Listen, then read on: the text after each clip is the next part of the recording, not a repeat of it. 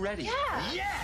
This is the Ross Kaminsky Show. You're a great American. Now, Ross Kaminsky. Come on, man. On Denver's talk station, 630 KHOW. All right, good morning. We made it, or at least we've almost made it. It's Friday morning. I guess we have to make it to Friday afternoon, and then we can maybe feel like we made it to the weekend. We've got a long holiday weekend for lots of people. I'm off Monday, actually, and I will be back Tuesday. Shannon is yelling at something, but I don't know what, because I'm working all weekend. Oh, you like working. I know, but it gives me something to complain about. Sorry, I'm eating a pizza. What kind of pizza? Cheese pizza from Cosmo's Pizza in Boulder. That is not an endorsement.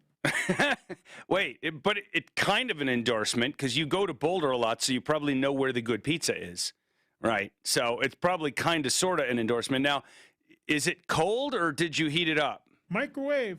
How many seconds do you microwave a slice of pizza for? 30. This is a lot more than a Pop-Tart. Yeah, I wonder what the difference is there. Anyway, let me just tell you a little thing. This is going to be a little gross, okay? I just want you to know it's going to be a little bit gross. But all right, let me start off with a bad analogy. You ever hear a story of or hear about a person who seems just a little bit psychic? Hey, Shannon, are we on YouTube? We're up on YouTube. If you go to youtube.com and type in Ross Kaminsky, you'll find me this morning. If you see me with the Broncos hat on, you'll know that's what's going on right now because I haven't worn the Broncos hat in a couple of weeks. So you hear these stories or you see it in the movies about someone who's a little psychic. And I'll give you an example. Like somebody feels a sudden pain in their forearm, and then a couple hours later or sometime in the future, they realize that they find out that right at that moment, somebody else that they know that they're close to, was in a bicycle accident and broke their arm. And that person felt the pain in the arm. And there's a little bit of, question there, is that person somehow psychic? You know what I'm talking about. Okay, so I just want to tell you, I think I might be psychic like that, Shannon. And let me tell you why. So this morning, I woke up with a fairly bad headache, which is gone now, I'm pleased to say. But I had a fairly bad headache. I never wake up with headaches, and otherwise I feel fine. But I woke up with a fairly bad headache. I think I slept at a funny angle. I don't know. But I woke up with a fairly bad headache. So that's one thing. Now, the other story I need to tell you about is that in the last few days, it has become clear to me and my lovely bride, Kristen, that mice are getting into our kitchen.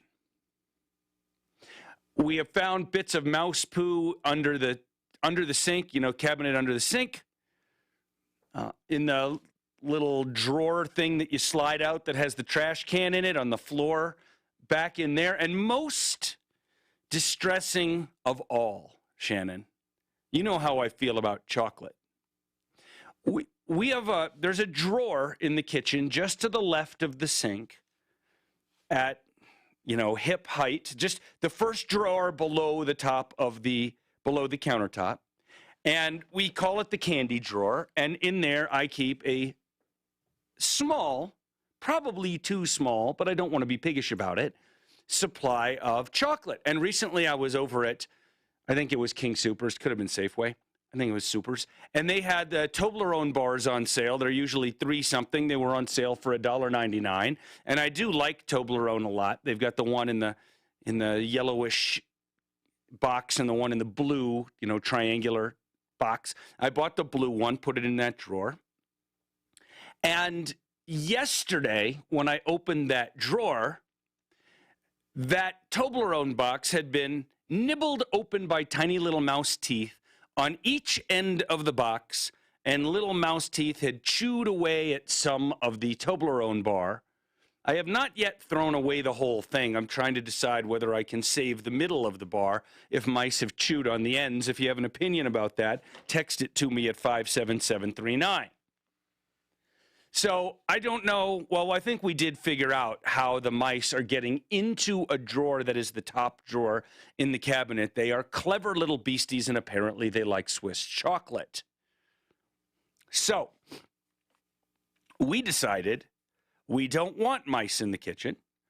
Got some little mouse traps, just the standard old spring-loaded mouse traps, put a little peanut butter on there and so on. And we put some out yesterday, got 2 mice within an hour yesterday, and then left them overnight. And I get up this morning just to go check the mouse traps because my wife just gets the willies when she sees it. She doesn't want to touch a dead mouse. If there is, I think we talked about this on the show years ago. If there's a dead mouse in a trap, she'll pick up the whole thing and throw it away. And I will pick it up, release the mouse from the trap, drop it into the trash can, and use the trap again. Even though the traps are only like 40 cents or something, like I just use the trap. Why not? I don't even have to touch the mouse when I'm releasing it from the trap. Just lift the middle and dump the mouse out. Some years ago, I think we did have a conversation on this show about whether you reuse your mouse traps or not.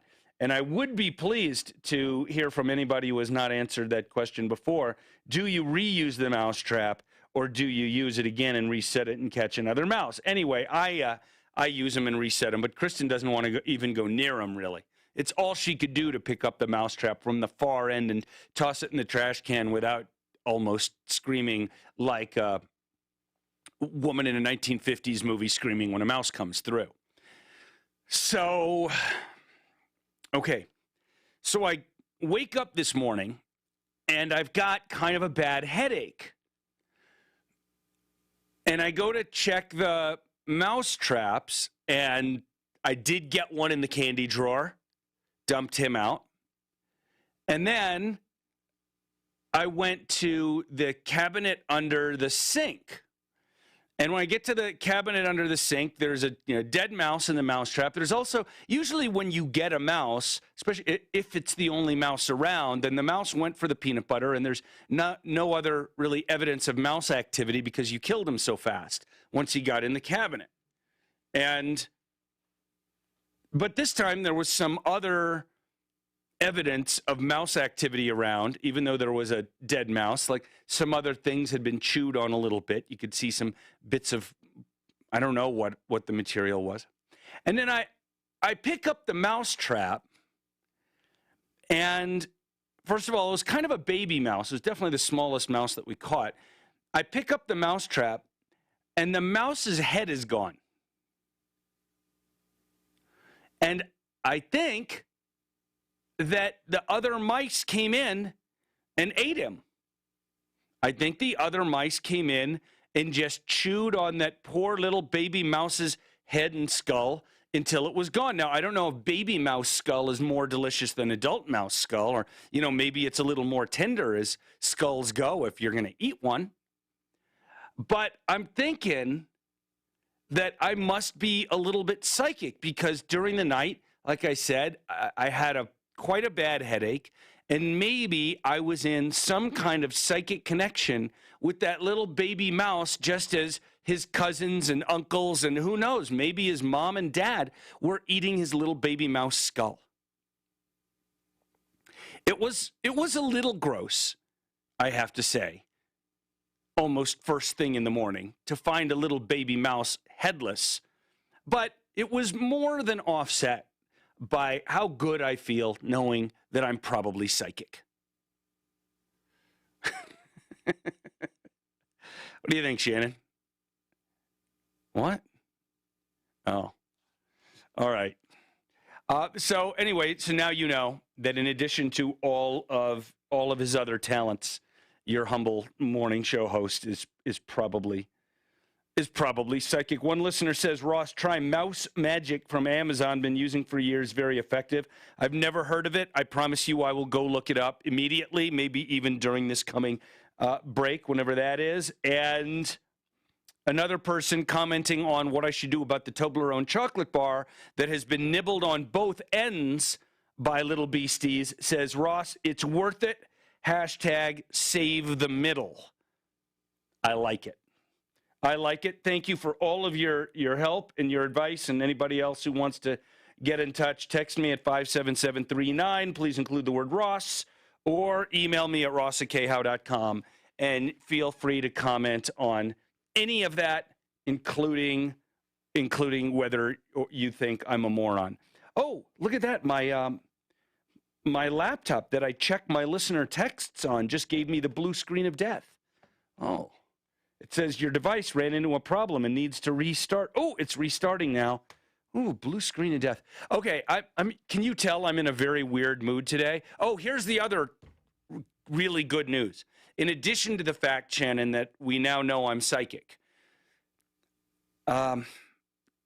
Shannon used to know of a place here in our iHeart building where it is a secret place, because I've never been there and I didn't know where it was and I didn't know how to get in. But Shannon, who knows all, in the past was able to find for me and bring to me, without any demand for payment on his part, I might add, the Breakfast of Champions, which is to say a small bowl of gummy bears. And for whatever reason, Shannon lost access to the gummy bears, and I think the management didn't reload the gummy bears. And Shannon, there was some fear of a criminal charge of Grand Theft Gummy if he kept getting them for me. And I actually, the big boss of all of this stuff, I'm not going to use the person's name, but the big boss of all of this sent an email to employees at one point saying, is there anything, as we go through all this COVID, is there anything I can do for you that would, make your job better, more enjoyable? And I said, I need gummy bears. I need gummy bears for breakfast. And that person said, I'll make sure you get some. I'll get them for you myself. Exactly. Never saw or heard again about the gummy bears from management. Now, to be fair, management probably has more important things to do. I would just like to say that Sprouts has their all-natural, like 5 different flavors of gummy bears on sale right now for $1.99 a pound. So, and right now, because of all the COVID thing, they have all the bulk foods pre-packaged into plastic bags. You can't do the scoop it into a bag yourself and write the number on the little tag. You can't do that anymore. But I went over and bought about 1.5 pounds of gummy bears, and I grabbed a handful this morning. I didn't bring them to work. I had breakfast at home. So I had some gummy bears for breakfast at home. And I think that's part of the reason that I'm in such a good mood right now. Hopefully they weren't sugar-free.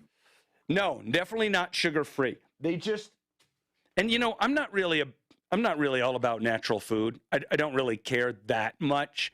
But if the ones that are like all natural in the sense of they don't have artificial colorings versus the ones that have some kind of weird artificial coloring, if they taste as good and if they're the same price, then I'll get the natural ones. And I've tried them both at Sprouts, and the natural ones are actually at least as good, maybe better, and they're on sale for the same price. So, if folks are bored out there, Google sugar-free gummy bear effects. Didn't you tell me that you used to eat sugar-free gummy bears when you were having some kind of, I better not go down this road, but you used to eat sugar-free gummy bears on occasion for, shall we say, a medicinal kind of purpose, didn't you? Yeah. I don't want that particular effect. Ross, keep trapping. Also, glue boards. They eat their dead. Watch for babies. And you are psychic. Okay, and here's one. Ross, if you were truly psychic, part of your head would have been chewed off. Oh, can you imagine if I came to work and part of my head had been chewed off? No, by the way, people, I normally work when I'm not feeling well. I take one for the team. I come in, and I don't mean like COVID kind of symptoms, which I've never had, by the way. Never felt any of those COVID-like symptoms, but just generally, for the last long time, I just come in and work. So if some giant mice or a whole bunch of angry regular-sized mice had come into my bedroom and chewed on my skull while I was sleeping, I probably, I don't know, I would have like taken a shower and rinsed it off, maybe gotten some gauze and some triple antibiotic ointment, put that on, and then depending on where it was on my head, maybe either put on a loose-fitting baseball hat or worn a hoodie and have a little bit of a gangsta look going on during the morning show. But I would have been here for you, you know? As long as they didn't chew out my vocal cords, then I'd have been here for you, because I'm here for you each and every morning, except not Monday because it's a holiday. And hopefully you'll be having a little break too. So I would just like to say that I have taken the entire first segment of this show talking about really ridiculous and mostly meaningless things. And I'm just so happy about that, because that's what a Friday should be like, sometimes at least. We are going to do something different, a little more serious when we get back. A really important, actually, kind of bombshell regarding coronavirus data and lies at a New York state that might end Andy Cuomo's political future. This is Denver's Talk Station with Ross Kaminsky now, Tom Martino at 10.